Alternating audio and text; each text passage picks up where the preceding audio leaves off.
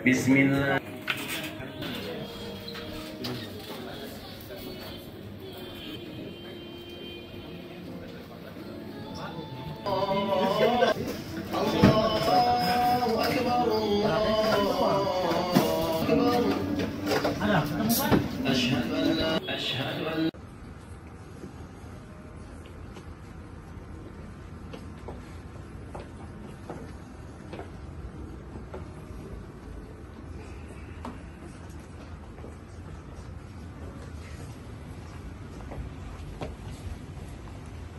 Bang Ijong, saat ini Bang Ijong akan didengar keterangannya sebagai tersangka berdasarkan LP 30 dari tanggal 13 Maret.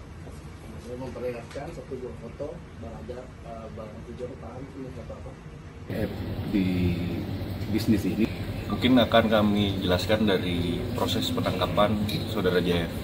Yaitu saudara JF kami tangkap pada hari Minggu tanggal 4 Mei itu malam hari, dan kami datangi ke sebuah rumah di Bintaro, dan ketika kami mendatangi rumah tersebut kami menjumpai saudara JF. Di situ saudara JF didampingi dengan pihak PH-PH-nya. Ketika kami melihat memang saudara JF dalam posisi pasca operasi. Ketika kami menanyakan untuk kondisi saudara JF, apakah saudara JF bersedia dan mampu untuk menjalankan pemeriksaan sebagai tersangka di Polres. Di situ saudara JF beserta PH-nya menyatakan bahwa mereka bersedia untuk dilakukan pemeriksaan di Polres dan mampu untuk dilakukan pemeriksaan. Sehingga pada hari Minggu malam sampai Senin malam kemarin dilakukan pemeriksaan terhadap saudara JF yaitu sebagai tersangka. Dan setelah dilakukan pemeriksaan, melihat dari kondisi saudara JF di mana saudara JF memerlukan perlu untuk dilakukan perawatan pasca operasi dan tidak memungkinkan untuk ditahan. Ini merujuk kepada surat dokter dan kondisi saudara JF. Sehingga kami memutuskan bahwa untuk saudara JF setelah ditetapkan sebagai tersangka dan proses tetap berlanjut, namun untuk statusnya tidak ditahan. Tetapi saudara JF memiliki kewajiban untuk melakukan wajib lapor ke Polres itu seminggu 2 kali. Mungkin demikian untuk update dari penanganan perkara saudara JF.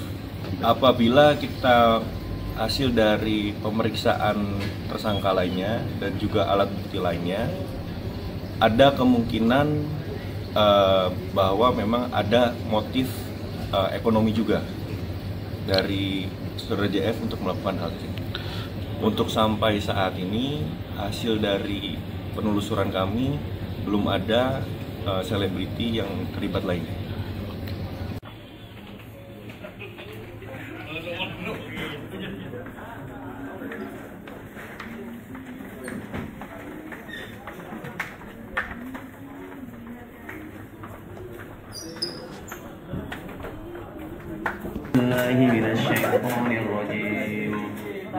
Bismillah.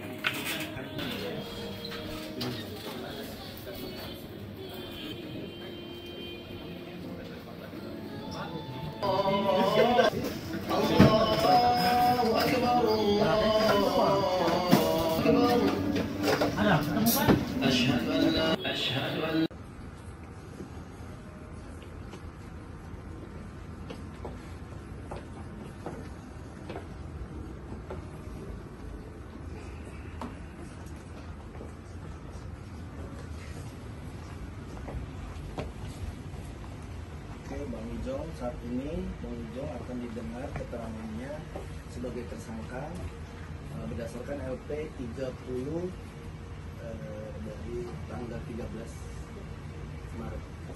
Saya memperlihatkan satu buah foto Bang Ajak, Bang Ijon paham ini foto apa? Dan JF di bisnis ini mungkin akan kami jelaskan dari proses penangkapan saudara JF.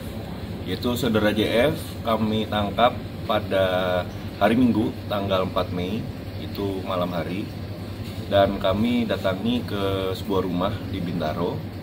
Dan ketika kami mendatangi rumah tersebut, kami menjumpai saudara JF. Di situ saudara JF didampingi dengan pihak PH-PH-nya. Ketika kami melihat, memang saudara JF dalam posisi pasca operasi. Dan ketika kami menanyakan untuk kondisi saudara JF, apakah saudara JF bersedia dan mampu untuk menjalankan pemeriksaan sebagai tersangka di Polres. Di situ saudara JF beserta PH-nya menyatakan bahwa mereka bersedia untuk dilakukan pemeriksaan di Polres dan mampu untuk dilakukan pemeriksaan. Sehingga pada hari Minggu malam sampai Senin malam kemarin dilakukan pemeriksaan terhadap saudara JF, yaitu sebagai tersangka. Dan setelah dilakukan pemeriksaan, melihat dari kondisi saudara JF, di mana saudara JF memerlukan perlu untuk dilakukan perawatan pasca operasi dan tidak memungkinkan untuk ditahan. Ini merujuk kepada surat dokter dan kondisi saudara JF, sehingga kami memutuskan bahwa untuk saudara JF setelah ditetapkan sebagai tersangka dan proses tetap berlanjut, namun untuk statusnya tidak ditahan. Tetapi saudara JF memiliki kewajiban untuk melakukan wajib lapor ke Polres itu seminggu 2 kali. Mungkin demikian untuk update dari penanganan perkara saudara JF. Apabila kita hasil dari pemeriksaan tersangka lainnya dan juga alat bukti lainnya, ada kemungkinan bahwa memang ada motif ekonomi juga dari saudara JF untuk melakukan hal ini. Untuk sampai saat ini, hasil dari penelusuran kami belum ada selebriti yang terlibat lainnya.